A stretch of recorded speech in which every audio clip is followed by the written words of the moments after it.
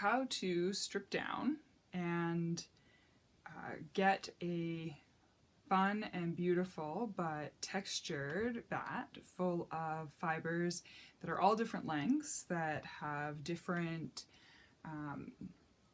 textures to them. So some will have more slip, or there's locks that haven't been fully carded in it. You can see from the inside of the bat that it looks totally different. There's some neps and some noils.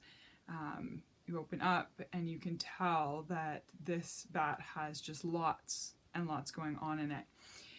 So one of the ways, and there are multiple ways to work with bats, but one of the ways I'd work with a bat like this, because it's thick, and I can tell from tugging a little bit on the fiber that it's quite tight, and so sometimes bats can be compacted when you've bought them, and so it's good to open them up and let them sit out for 24 hours just to let the wool memory come back so they fluff up a little bit. You can also give them a good shake, and that'll help to open the fibers back up. But then when you do your little tug test, you can see that there's just some longer staple fibers in here. My hands are fairly far apart and it doesn't want to rip easily, probably because I can tell there's the silks in here, which are quite long stapled. And so that makes it harder to just spin directly from the bat itself, which is certainly something that you can do. But you have to do a lot of drafting work while you're treadling and trying to spin your yarn. So to give you a little bit more control, one of the things I do is I strip down my bats, and I explain this a lot to people at shows. And so I'm taking just half the bat and I'm just gripping it in my hands, and I'm going to gradually work my way down, so pulling it apart, and I'm doing this as evenly as possible.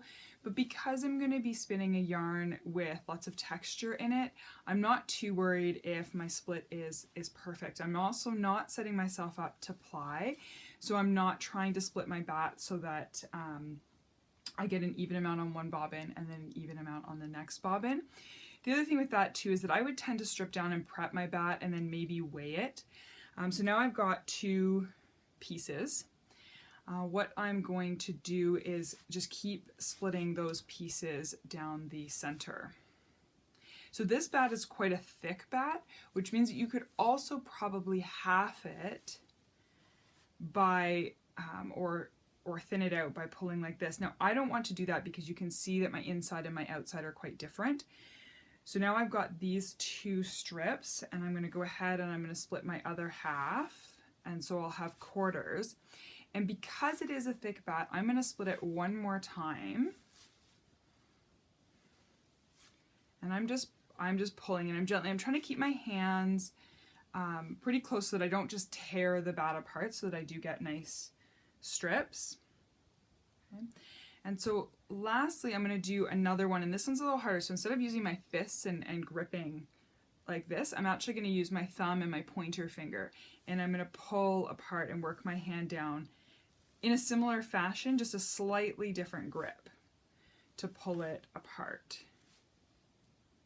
And again, I'm just trying to do this as evenly as possible so that my two sides work out fairly similarly. So once I've pulled that out, go. So in all, I'm going to end up with 8 strips from this bat. So once I have a strip like this, which is a little bit lighter, it's not so heavy to work with, I'm going to pre-draft it. And I'm not too fussy about my pre-drafting. I'm not trying to get it really even. I'm not working on pulling it through a diz or anything like that. I'm just working by hand. What I do is I start with my hands a little closer together, and I gradually sort of wiggle them out. And this is because there's multiple lengths of fiber. And now that I've stripped my bat, I can actually feel some of the shorter staple fibers in this particular bat. When you get bats from indie artists, they often list the different types of fiber on there, which will give you sometimes an idea of the length of the staple that you're going to be working with, or the range of the length of staple. So anything from a merino, which can have quite a short staple, all the way up to a silk or a long wool, which will have a longer staple.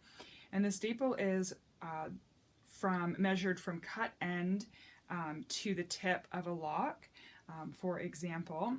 And in silk, it's kind of a similar thing. It's the length of the fiber, would be a way to describe it for silk. So all I'm doing here is I'm pulling them out. I'm going to move these out of the way so you can see a bit better. So you can see how I've thinned this out, and this is the pre-draft. And I broke my my pre-draft, which is okay because I'm going to be working this from little nests. So since I broke that piece, I'm going to show you how to do a little nest, and I just wrap it around my fingers, and I'm pretty loose, but as I do it, I put a little bit of twist, and you can see that it's fairly uneven still, but that's not a problem for the type of yarn that I'm going to be spinning, even if I'm going to be spinning this as a finer textured yarn, so even a fingering weight or a sport weight yarn.